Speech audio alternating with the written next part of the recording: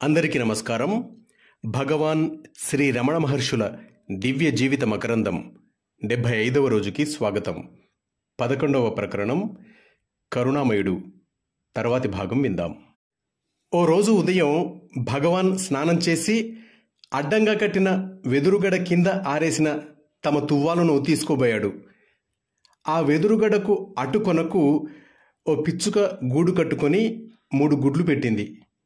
భగవాన్ తువ్వాలు తీసుకుంటుంటే చెయ్యి తగిలి గూడు ఊగి గుడ్డు కింద పడింది. అప్పుడు భగవాన్ అక్కడే ఉన్న పరిచారకుడు మాధవుడితో ఇలా అన్నారు, చూడు చూడు, ఈరోజు నన్ను ఎటువంటి పాపం చుట్టుకుందో అంటూ కింద పడ్డ ఆ గుడ్డును తీసి పరీక్షించగా అది చితకలేదు గాని పెద్ద పగుళ్ళు వారింది.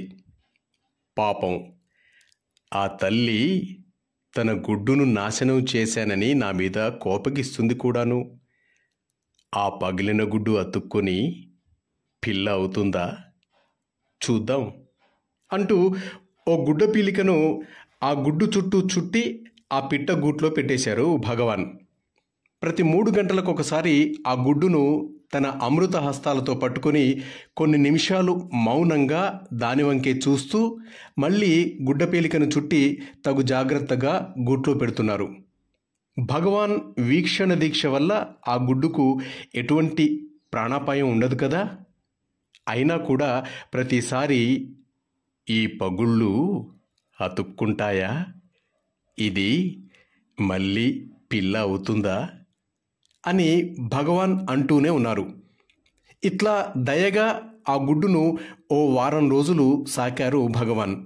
8వ రోజున ఆ గుడ్డపేలికను తీసేసి చిన్న కుర్రాడు సంతోషంగా ఎగిరినట్టు, చూడండి పగుళ్ళు అతుక్కున్నాయి, ఇంకా ఆ తల్లి దుఃఖపడదు, ఈ ప్రాణాన్ని తీసిన పాపం నుండి ఈశ్వరుడు నన్ను రక్షించాడు, ఎప్పుడు పిల్ల బయటికి వస్తుందో చూడాలి అంటూ ప్రతిరోజు ఆ గూటిని కనిపెట్టుకుని ఉండేవారు భగవాన్. ఓ రోజు ఆ గుడ్డు పగిలి పిచ్చుక పిల్ల బయటకొచ్చింది.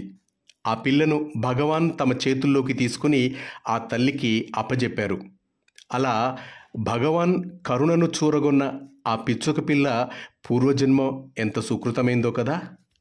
ఒకరోజు భగవాన్ పిండి రుబ్బుతూ ఉండగా ఒకసారి, కూరలు తరుగుతూ ఉండగా ఒకసారి భక్తుడు కృష్ణ భిక్షు తాను కూడా రుబ్బుతానని తరుగుతానని కూర్చున్నాడు.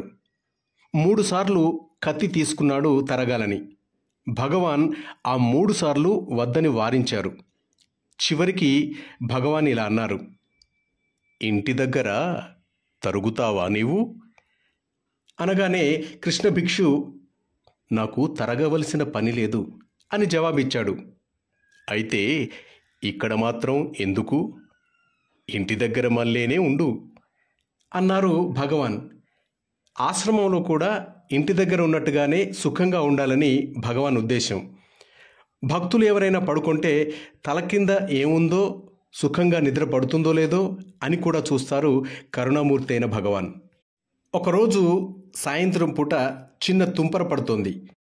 అప్పుడు భగవాన్ సేవకుడు శివానంద స్వామిని పిలిచి గొడుగు తెమ్మని చెప్పారు.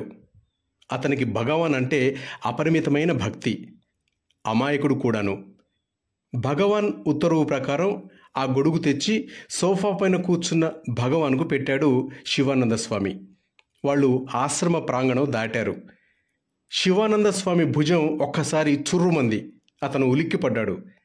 కానీ ఆ దెబ్బ కొట్టింది భగవానే. అప్పుడతడు తెల్లముఖం వేసి చూస్తున్నాడు. భగవాన్ నవ్వుతూ, శివానంద, గొడుగు వర్షంలో వేసుకుంటారు గాని హాలులో వేసుకుంటారా అన్నారు. అప్పుడతనికి తన తెలివి తక్కువతనం అర్థమైంది. తిరిగి వచ్చేటప్పుడు భగవాన్ అతని భుజాన్ని మృదువుగా నిమురుతూ, శివానంద, దెబ్బ తగిలిందా అన్నారు.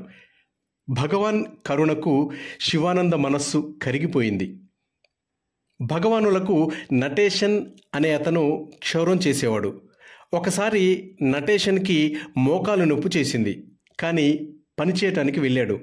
భగవాన్ అది గ్రహించి కరుణతో, కాళ్ళు నొప్పులు చేసినవి కదూ, నువ్వు ఈ బల్ల మీద కూర్చో, నేను బల్ల కింద కూర్చుంటాను అన్నారు. అప్పుడు అతని మనస్సు కరిగిపోయింది.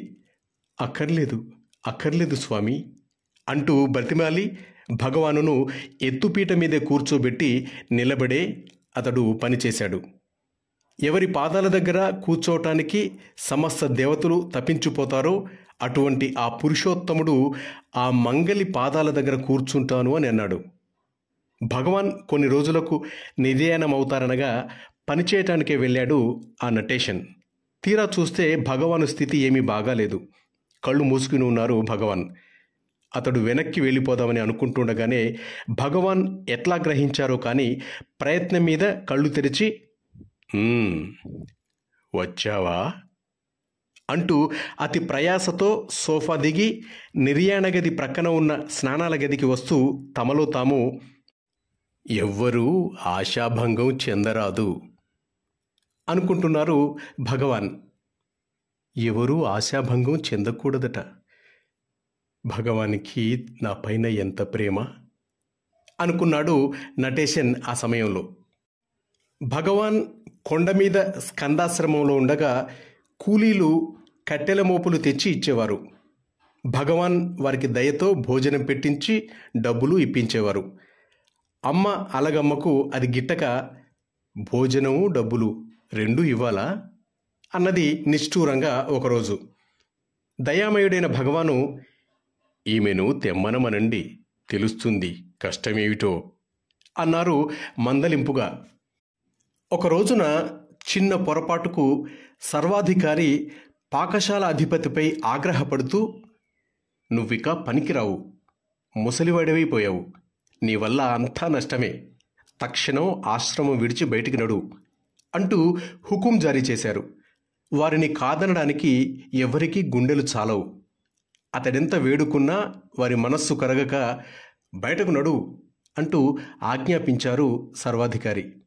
అప్పుడు ఆ పాకశాల అధికారి తనలో తాను ఇలా అనుకుంటున్నాడు, పోనీ భగవానుకు చెప్పుకుందామా అంటే ఏమిటి లాభం? అంతా విని కూడా పల్లెత్తు మాట్లాడరు. మిన్ను విరిగి మీద పడుతున్నా ఆయన ఊలకరు పలకరు. ఇటివారికి చెప్పుకున్నా ఒకటే, చెప్పుకోకపోయినా ఒకటే అని అనుకుంటూ ఇక తాను వెళ్ళిపోవాలని నిశ్చయించుకున్నాడు. 10 సంవత్సరాల క్రితం తాను వచ్చేటప్పుడు తెచ్చుకున్న బట్టల మూట విప్పి అందులో ఉన్న మంచి దుస్తులు ధరించి సెలవు తీసుకోవడానికి భగవాన్ దగ్గరికి వెళ్ళాడు. భగవాన్ చుట్టూ భక్తులు కూర్చుని ఉన్నారు. ఆ సమయంలో అంతమందిలో ఎలా చెప్పాలో తెలియక తాను కూడా అక్కడే ఒదిగి కూర్చున్నాడు ఈ పాకశాలాధికారి. కొంతసేపటికి భగవాన్ అతని వంక చూసి మూసిమూసి నవ్వులు నవ్వుతున్నారు. భక్తులందరూ అటే చూస్తున్నారు. పాకశాలాధికారి ఎర్రంచు జరి తలపాగా, తెల్ల పంచె, పాత కోటు వేసుకుని ఉన్నాడు. అప్పుడు భగవాన్, ఏమిటి వేషం అని ప్రశ్నించారు. నేను ముసలివాడినయ్యానట, చిన్నస్వామి అంటున్నారు అన్నాడు. అవును, నువ్వు ముసలివాడివయ్యావు అన్నారు భగవాన్. అతను మళ్ళీ, నేనిక ఏ పని చేయలేనట అన్నాడు. అది విని భగవాన్, ఈ వయస్సులో ఏ పని చెయ్యలేవు, నిజమే, ఇక నీకు పింఛను ఇవ్వాలి. ఈనాటి నుండి ఇక్కడ కూర్చోవటం, నాతో పాటు భోజనం చేయటం, ఇది నీ పని, అంతే అన్నారు ఆ కరుణామయుడైన భగవాన్. ఆ రోజు భగవాన్ అతనిని తన పక్కన కూర్చోబెట్టుకుని భోజనం చేశారు. అప్పటి నుండి ఆశ్రమంలోనే ఉండిపోయారు ఆ పాకశాలాధిపతి. శ్రీ రమణాశ్రమంలో ఒక జయంతికి శ్రీ నాగసుందరమయ్యర్ అనే ఒక భక్తుడు రాత్రింబగళ్ళు అవిరామంగా పనిచేస్తున్నాడు పాకశాలలో. భగవాన్ తన అలవాటు ప్రకారం తెల్లవారుజామున 2-3 గంటల మధ్యలో లేచి కొండ మీదకు వెళ్తున్నారు. ఆ సమయంలో చలి విపరీతంగా ఉంది. వణికిస్తున్న ఆ చలిలో శ్రీ నాగసుందరమయ్యర్ చొక్కా కూడా లేకుండా ఆరుబయట పిండి రుబ్బుతున్నాడు. భగవాన్ అది చూచి, ఇంత చలిలో ఎప్పటినుంచి రుబ్బుతున్నావు వణికిపోతూ అంటూ చప్పున తాము కప్పుకునే శాలువా తెప్పించి నాగసుందరమయ్యకు కప్పారు భగవాన్. శ్రీ రమణ కరుణా విలాసానికి అక్కడున్న భక్తులంతా ఆశ్చర్యపోయారు. ఆ సమయంలో అవధులు లేని వారి ప్రేమను, కరుణను వ్యక్తం చేసే సంఘటనలు ఎన్నో ఉన్నాయి. మాస్టర్స్, 11వ ప్రకరణం ఇంతటితో పూర్తయింది. 12వ ప్రకరణం కోపము చూపిన ఘట్టములు రేపు విందాం. అంతవరకు సెలవు తీసుకుంటూ నవీన్, వరంగల్.